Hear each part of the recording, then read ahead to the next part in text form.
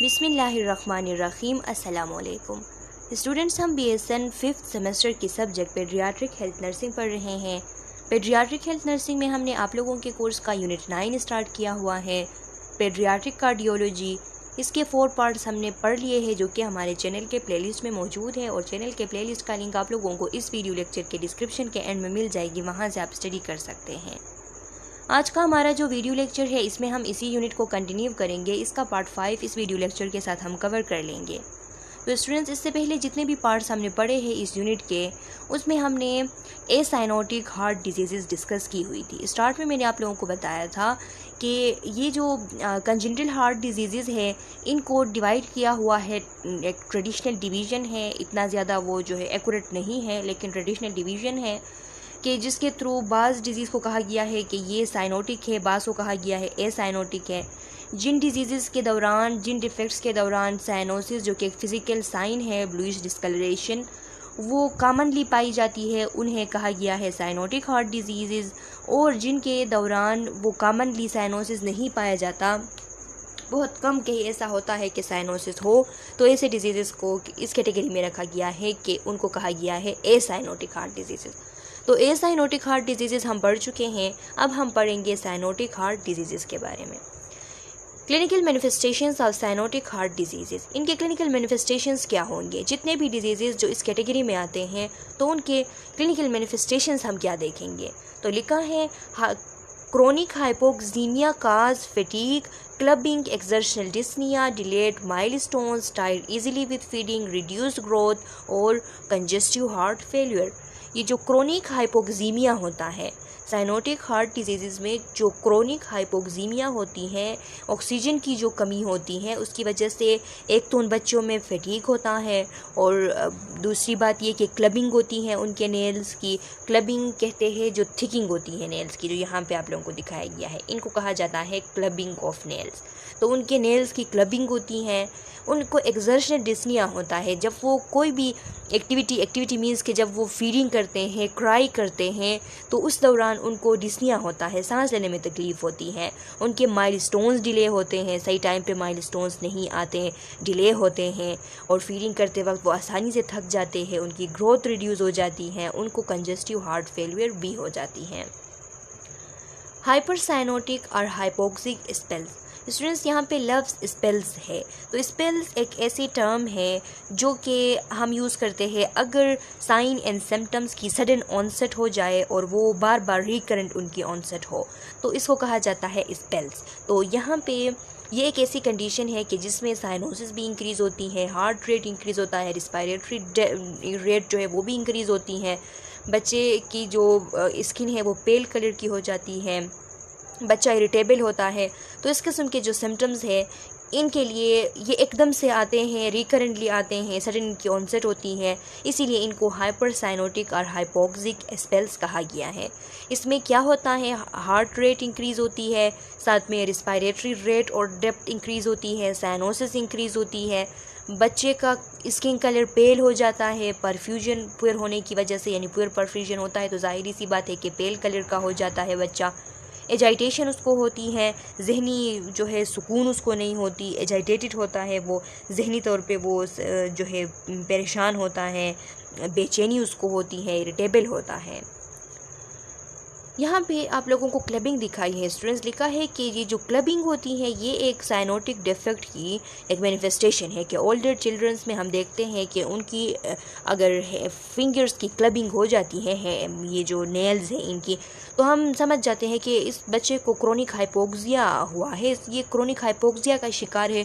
ये बड़ों में भी इस तरह होता है कि कोई भी डिजीज़ जिसकी वजह से क्रोनिक हाइपोक्सिया हो तो उनमें साइन के तौर पर क्लबिंग ऑफ नेल्स देखा जाता है। तो यहाँ पे क्वेश्चन है, आप लोगों से पूछ रहा है कि व्हाट न्यूरोलॉजिकल साइन में be associated with such A defect. ये जो क्लबिंग ऑफ नेल्स है तो इसके साथ एसोसिएशन में कौन सी न्यूरोलॉजिकल साइन जो है वो आपको मिल सकती है? आप न्यूरोलॉजिकल साइन, कौन सा न्यूरोलॉजिकल साइन जो है इसके साथ साथ एसोसिएटेड आपको मिल सकती हैं? तो ये मेरा क्वेश्चन है, आप लोगों से कमेंट सेक्शन में मुझे बता दीजिए, जिसका आंसर ठीक होगा मैं उसको बता दूंगा कि आंसर ठीक है, और अगर आप लोग आंसर ठीक ना कर सके तो फिर मैं ख़ुद आप लोगों को इसका करेक्ट आंसर बता दूंगी, लेकिन आप लोगों ने बताना ज़रूर है।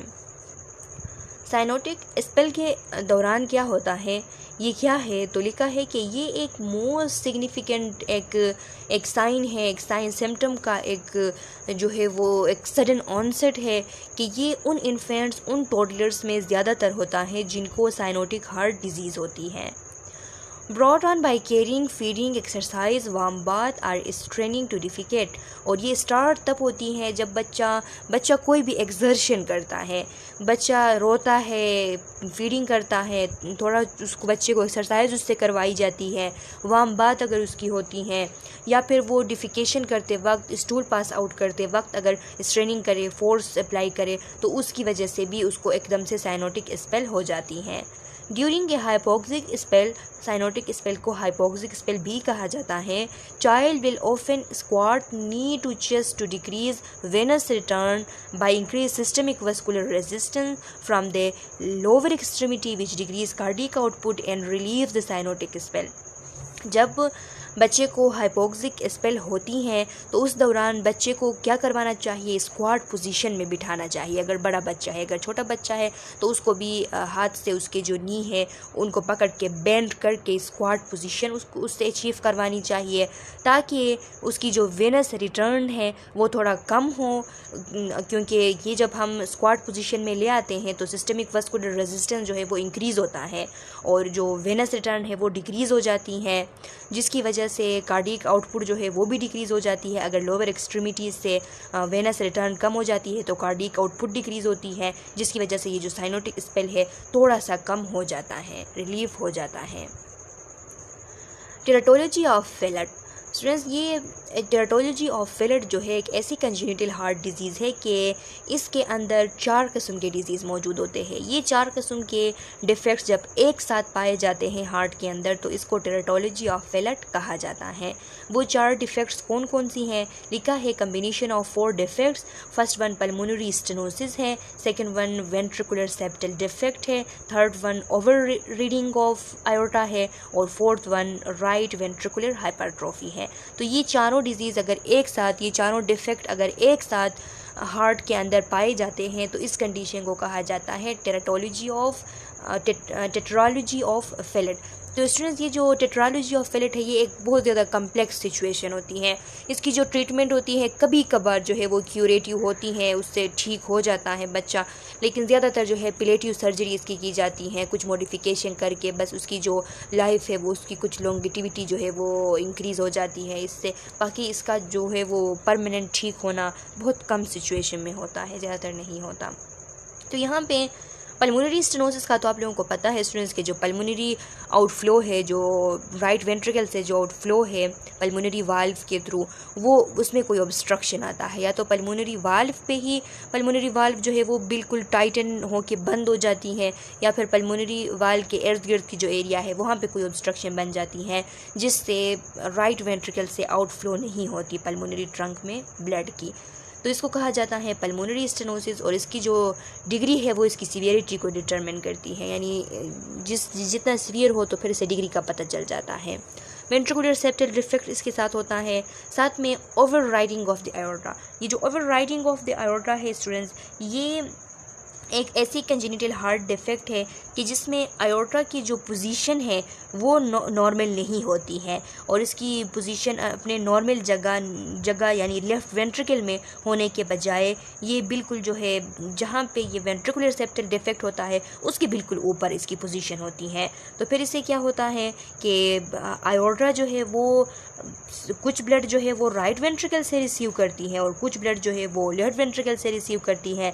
तो राइट वेंट्रिकल में जो डीऑक्सीजनेटेड ब्लड है वो मिक्स हो जाती है इस ऑक्सीजनेटेड ब्लड के साथ, और फिर ये इस तरह जब बॉडी में चली जाती है तो फिर ऑक्सीजन की जो कंसंट्रेशन है वो कम हो जाती है, हाइपोक्सीमिया हो जाता है।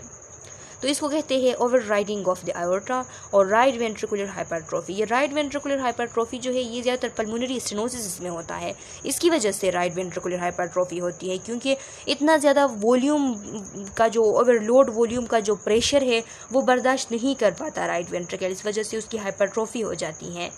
और ये जो टेट्रालॉजी ऑफ फेलेट है तो ये तमाम जो कंजेनिटल हार्ट डिजीज़ हैं उनमें 10% केसेस इसके होते हैं।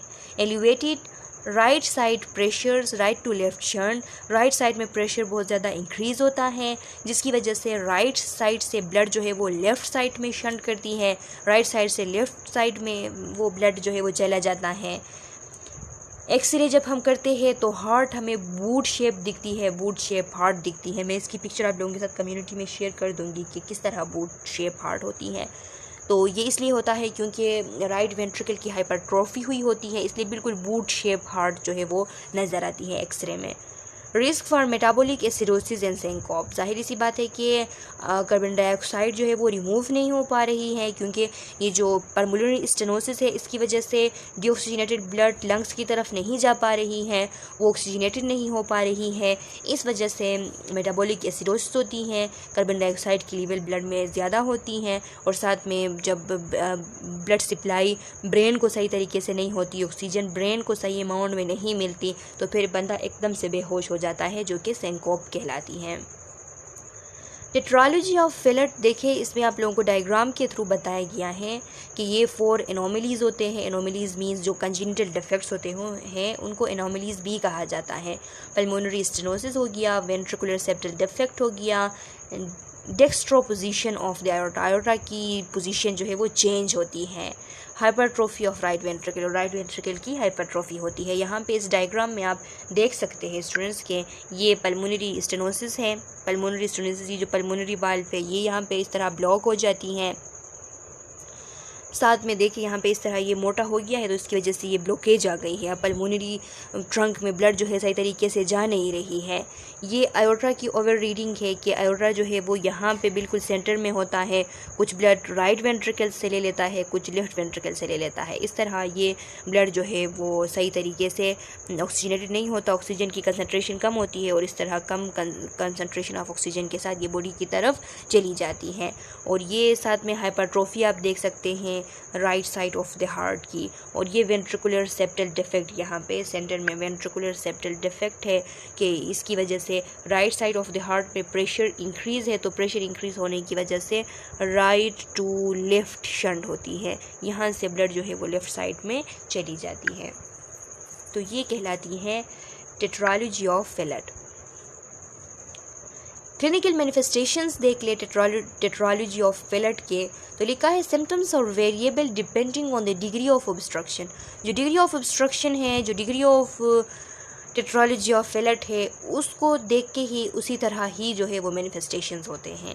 यानी जितना सीवियर टेट्रालॉजी ऑफ फिलेट है उतना सीवियर उसके मैनिफेस्टेशंस के सिम्टम्स होते हैं। साइनोसिस होती हैं, जाहिर सी बात है ऑक्सीजन की कमी की वजह से। Digital clubbing and hyperpnoea at rest are directly related to the degree of cyanosis. ये जो डिजिटल क्लबिंग है यानी नेल्स की जो क्लबिंग है और हाइपरिपनिया है, हाइपरिपनिया मीन्स के जो डीप ब्रीथिंग है, बहुत ज़्यादा जो डीप ब्रीथिंग होती है वो कहलाती है हाइपरिपनिया।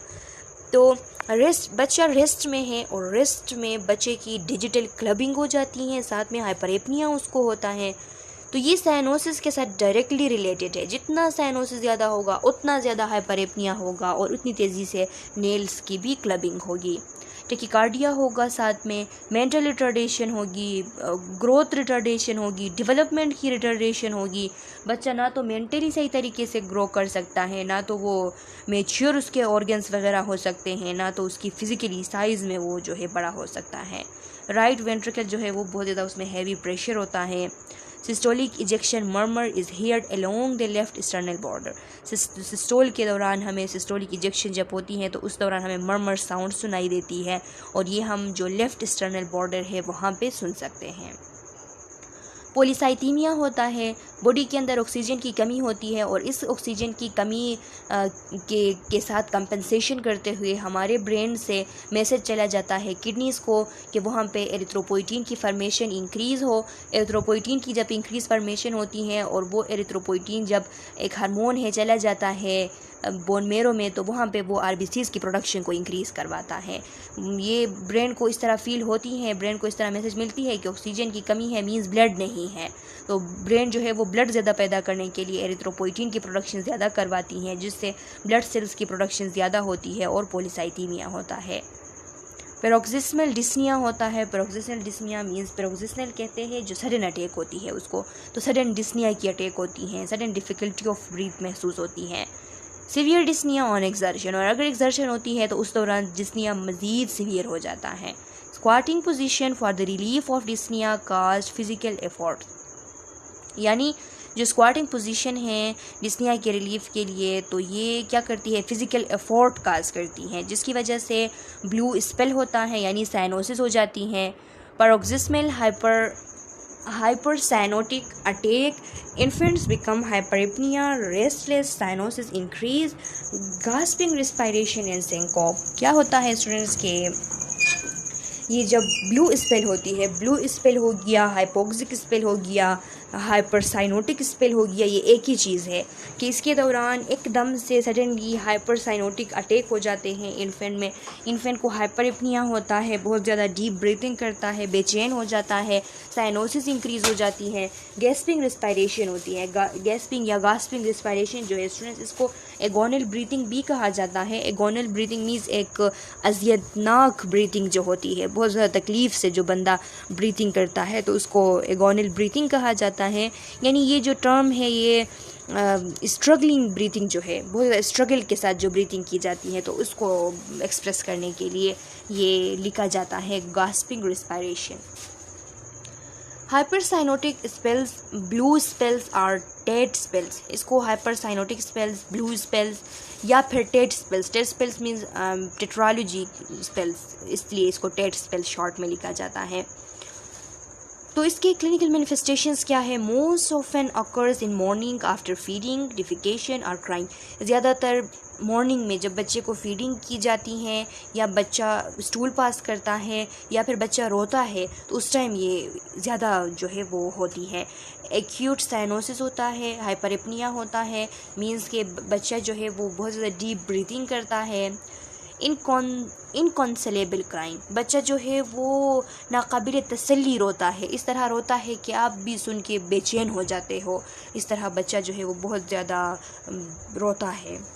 इसके अलावा hypoxia which lead to acidosis, hypoxia होती है जिसकी वजह से एसिडोसिस होती है बॉडी में। चेस्ट एक्सरे जब हम करते हैं तो उसमें पल्मोनरी वस्कुलर मार्किंग्स जो है वो डिक्रीज़ आती हैं। पल्मोनरी वस्कुलर मार्किंग्स इसलिए डिक्रीज़ आती है क्योंकि ज़ाहिरी सी बात है यहाँ पे पल्मोनरी स्टेनोसिस है, तो पल्मोनरी स्टेनोसिस होने की वजह से ब्लड फ्लो जो है वो रिड्यूस है, लंग्स की तरफ ब्लड फ्लो नहीं हो रही है। ब्लड फ्लो जब लंग्स की तरफ सही तरीके से नहीं हो रही है तो फिर पल्मोनरी वस्कुलर मार्किंग ज़ाहिर सी बात है कि डिक्रीज़ आएंगे एक्सरे में। और हार्ट को जब हम देखते हैं एक्सरे में तो बूट शेप्ड हार्ट होती है, यानी बिल्कुल बूट के शक्ल का। यहाँ पे इतना ज़्यादा वो सही तरीके से शो नहीं हुआ है, मैं इसकी कम्युनिटी में आप लोगों के साथ पिक्चर शेयर कर दूँगी, उसमें आप सही तरीके से देख सकते हो कि किस तरह बूट शेप का हार्ट होता है।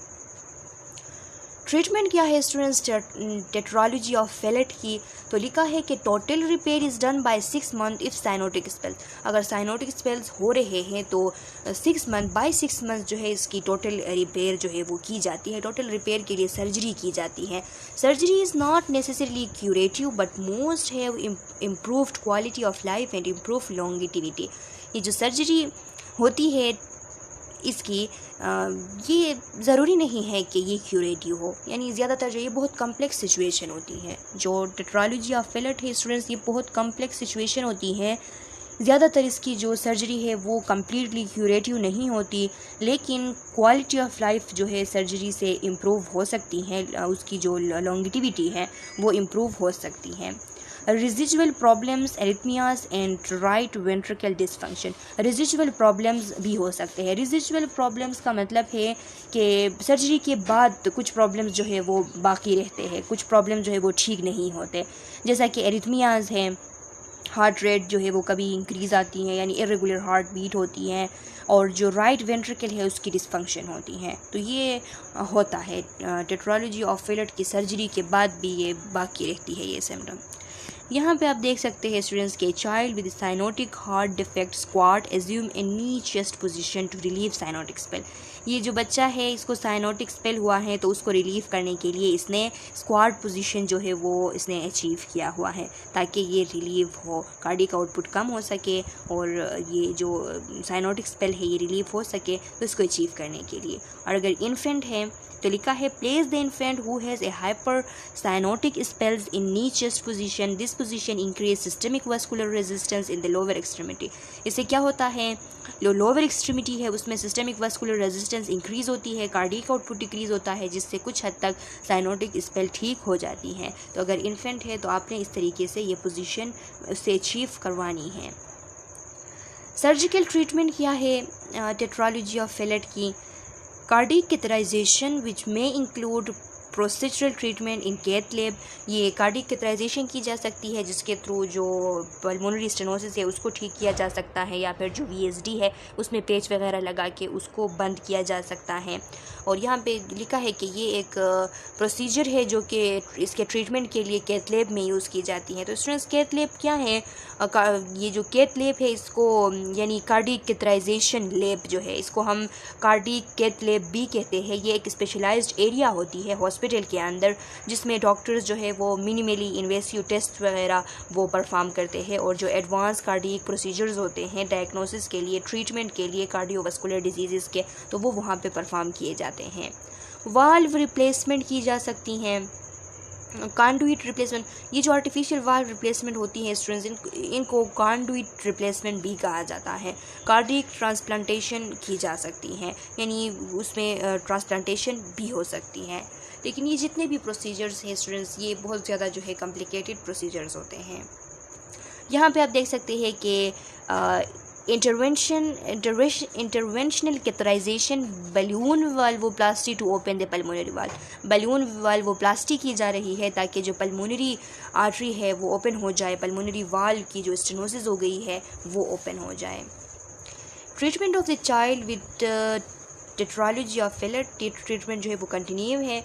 डिक्रीज कार्डियक वर्कलोड, आपने क्या करना है ट्रीटमेंट में, किसी ना किसी तरीके से कार्डियक वर्कलोड को डिक्रीज़ करवानी है। Prevention of inter current infection, जो इंटर करंट इन्फेक्शन होते हैं यानी वो इन्फेक्शन, कोई भी ऐसा इन्फेक्शन जो कि एक डिजीज़ है ऑलरेडी बॉडी में उसके साथ साथ कोई और इन्फेक्शन भी हो जाता है तो वो इन्फेक्शन कहलाती है इंटर करंट इन्फेक्शन। तो इंटर करंट इन्फेक्शन की प्रिवेंशन करवानी ज़रूरी है। इसमें जो हीमो कंसंट्रेशन है उसकी प्रिवेंशन, यानी ये जो हाइपोक्सिया की वजह से पॉलीसाइथीमिया होता है तो उसको प्रिवेंट करना। और सर्जिकल रिपेयर आर पिलेटिव और करेक्टिव सर्जरी, सर्जिकल रिपेयर करना चाहिए। सर्जिकल रिपेयर या तो पिलेटिव रिपेयर हो सकती है या फिर करेक्टिव। अगर इतना कॉम्प्लिकेटेड नहीं है तो फिर जो है वो करेक्टिव सर्जरी हो सकती है, और अगर कॉम्प्लिकेटेड सिचुएशन है तो इसमें पैलेटिव की जाती है। पैलेटिव सर्जरी का मतलब ये होता है कि उसमें बहुत ज़्यादा करेक्शन नहीं होती उस जो डिफेक्ट है उसकी, लेकिन सिर्फ उस सर्जरी के बाद कुछ मॉडिफिकेशन इस तरह हो जाती है कि उस मॉडिफिकेशन की वजह से जो साइन सिम्टम्स है उनमें कमी आ जाती है। तो इस किस्म की सर्जरी को कहा जाता है palliative surgery. Balloon dilation of pulmonic valve, वही बात है जो बलून वाल्वोप्लास्टी है वो दिखाई गई है। अच्छा स्टूडेंट्स, अब नर्सिंग केयर है, आप लोगों की क्या रिस्पॉन्सिबिलिटी है कि अगर आप while during the treatment of tetralogy of Fallot आप लोगों की रिस्पॉन्सिबिलिटी क्या होती है? तो आप वाइटल साइंस जो है उनको मॉनिटर करना आप लोगों की रिस्पॉन्सिबिलिटी है। आप लोग इनटेक और आउटपुट जो है वो मॉनिटर करेंगे, मेडिकेशंस आप देखेंगे, पेशेंट के को सही पोजीशन जो है उसमें आप रखेंगे। मेटाबॉलिक रेट जो है वो, ये मेटाबॉलिक रेस्ट लिखी गई है लेकिन ये शायद इसमें कोई स्पेल मिस्टेक है। मेटाबॉलिक रेट की बात हो रही है कि आप मेटाबॉलिक रेट चेक करते हो उसके, और बच्चे के और जो उसके फैमिली के जो इंटरेक्शंस है उनको एसेस करते हो, डॉक्यूमेंट करते हो और पेरेंट टीचिंग करते हो। पेरेंट टीचिंग में आप ये जो स्क्वाट पोजीशन अचीव करना, ये जितने भी प्रोसीजर्स है, और बच्चे को ज़्यादा जो है वो रोने ना देना, उसको ज़्यादा एक्सर्शन ना करवाना, ये सारी चीज़ें आप बच्चे के पेरेंट्स को टीच कर देते हो। अच्छा स्टूडेंट्स, तो ये काफ़ी है आज के इस वीडियो लेक्चर के लिए। मैं उम्मीद करती हूँ कि आज का वीडियो लेक्चर आप लोगों को समझ आ गया होगा। इसके बाद मैं जो नेक्स्ट वीडियो लेक्चर अपलोड करूँगी, तो अगर आप लोगों का कोई क्वेश्चन है उसमें आप लोगों के क्वेश्चन का आंसर करूँगी। आप लोग जल्दी से अपना जितने भी क्वेश्चंस वगैरह है वो कमेंट सेक्शन में डाल लें। मैं नेक्स्ट वीडियो लेक्चर में आप लोगों के क्वेश्चन का आंसर करूँगी। चैनल को सब्सक्राइब करें, बेल आइकन को प्रेस करें ताकि आने वाली न्यू वीडियो लेक्चर्स की नोटिफिकेशन जल्द से जल्द आपको मिल सके। नेक्स्ट वीडियो लेक्चर में मिलते हैं, तब तक के लिए अल्लाह हाफिज़।